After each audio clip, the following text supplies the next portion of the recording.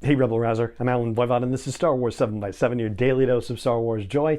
And thank you so much for joining me for it. And thank you so much to the people who help support the creation and production of this one-man show at patreon.com/SW7x7.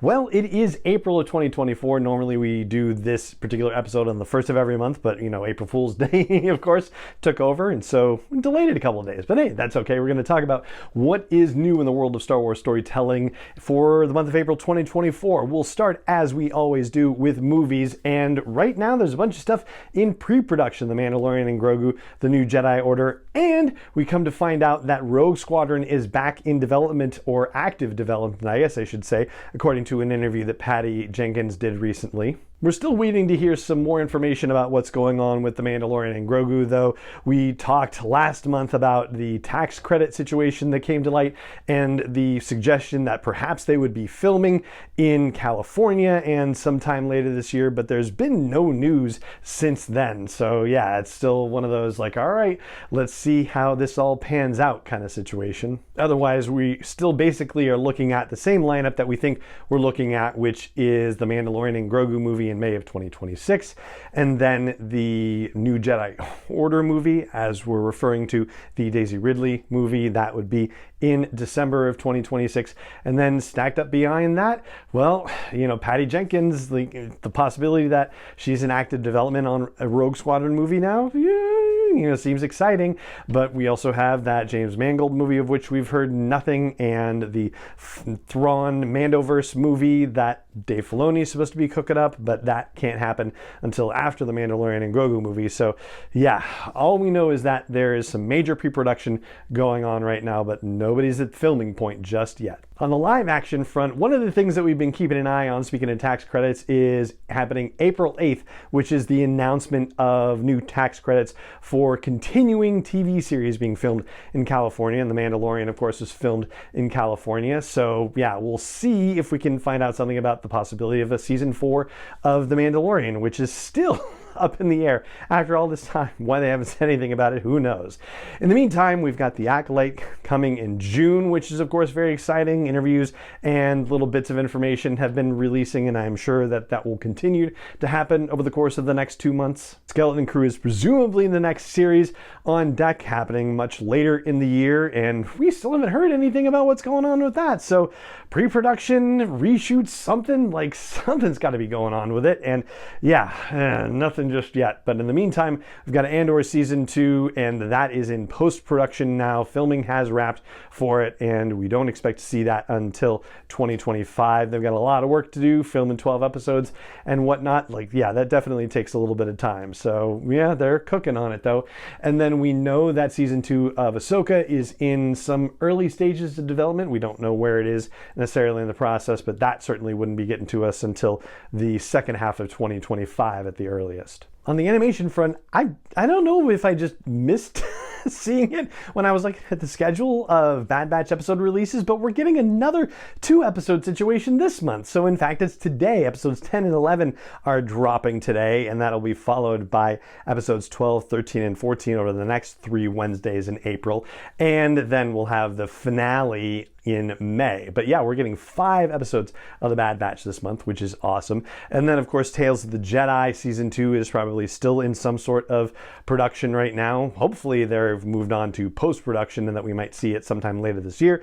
But yeah, that's what's going on our animation front. On the books front, we've got 2 coming out this month. One of them is Star Wars Dad Jokes, and thank you so much to the nice folks at Chronicle Books that sent me a review copy, and we'll be talking about it a little bit later on this month. But yeah, this is as funny in a good and bad way as you want it to be. A lot of groaners in there, but all well done. Exactly what a dad joke book should be. And then we also have The Living Force by John Jackson Miller coming out, which is an adventure with the Jedi Council in the year before The Phantom Menace. I am not through this book yet, but I am enjoying it so far, and thank you so much to the fine folks at Random House Worlds for sending me a copy to check out. We're also getting an audiobook version of The Living Force as well, so that's very cool too, and that's our one audiobook situation for the month of April. On the short story front, we are getting Star Wars Insider Magazine issue 224 25 coming out later this month, and there will be, I think it's part 4 now, of the Tales from the Occlusion Zone ongoing serialized story in Star Wars Insider magazine that's part of Phase 3 of the High Republic Mega Ginormous Initiative. On the comics front, there's the usual plethora. So there's Star Wars and Darth Vader 45, there's High Republic 6, High Republic Adventures 5, there's the start of a limited series called High Republic Adventures Saber for Hire. Then we have other ongoing miniseries, the adaptation of Thrawn Alliances, that's issue 4, Mace Windu series, it's issue 3. There's going to be a Darth Maul Black, White, and Red miniseries, issue 1 is coming out this month.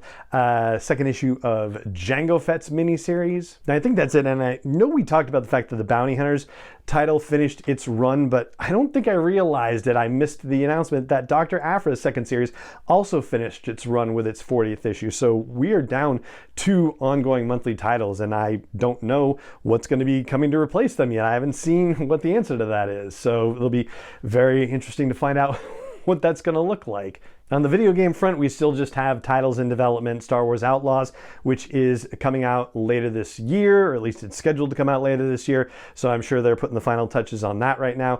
Star Wars Hunters, we talk about every month and have talked about every month for years. Someday it'll be released in the US, just who knows when. Because of stuff happening in the video game industry with layoffs and whatnot, one of the things that happened last month was that a first-person shooter game from Respawn was cut, but apparently there's still a strategy game that's in development with some other studio called Bit Reactor and Respawn working together. So that's in development. We did get official confirmation that a third title in the Jedi series following Fallen Order and Survivor is in development. So there's that. And then Amy Hennig, who is a very well-respected video game writer, creator, and who's behind, I guess, Uncharted and a bunch of other things. There had been something she'd been developing called Project Ragtag, which I guess took place, you know, in the time right before or not too long before The Empire Strikes Back. And she's with a new company called Skydance Media, I think it is. And apparently she's working on a Star Wars game, and there are rumors suggesting that it may be this Project Ragtag that she had been working on previously with another studio that might be coming back into play. On the virtual reality front, unfortunately, we still have no news to announce, and I'm hoping that next month, with it being May the 4th, yeah, like, wouldn't that be a great time to get something? But yeah, it's all quiet on the ILM immersive front, and it's kind of surprising that that's the case. So yeah, here's hoping that eventually the silence will end. On the streaming front, there's nothing that we know about right now that's going to be added to Disney Plus that's new, aside from just the regular releases of the Bad Batch episodes, but, you know, like extra things that are just coming to streaming and are not part of like some live action series situation. So yeah, nothing expected there.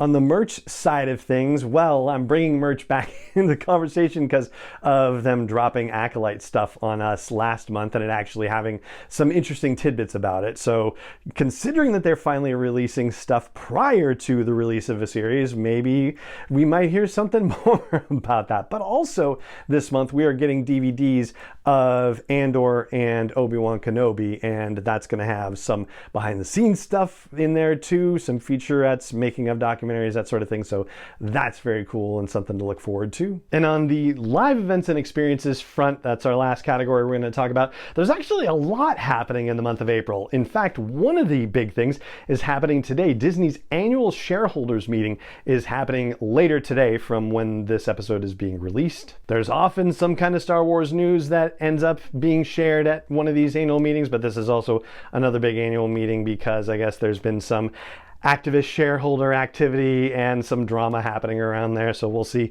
what happens with all of that. And then at Disney World and Disneyland Paris, there are going to be updates to Star Tours where people will potentially be able to go on missions that are inspired by the Ahsoka series, by The Mandalorian, and by Andor. So there will be new transmissions, new urgent transmissions coming from Cassian Andor or The Mandalorian and Grogu or Ahsoka. So far, they've only shared a little bit of what's going on with the Ahsoka themed mission where you will go to Cetos, which is, you know, the planet where they make the jump to Peridea from, and you'll get to fly around a whole pod of Purgil, which looks very cool and amazing, and they say it's going to be adding to more than 250 different story variations overall. That's happening starting Friday, April 5th, which is also the start of a 2-month-long thing that they're doing called Season of the Force, which is going to see a bunch of new and interesting limited time things happen at those 3 different Disney parks. Limited time merch, new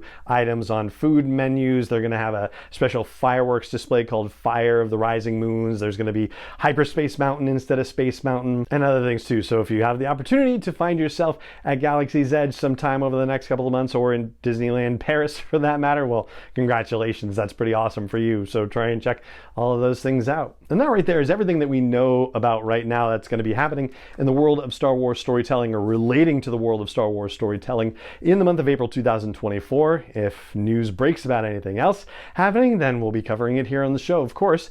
And that's going to do it for this episode of the podcast. If you enjoy the show, please leave a rating or review if you haven't done it already. Please subscribe or like or follow or join or whatever your app of choice likes to call it.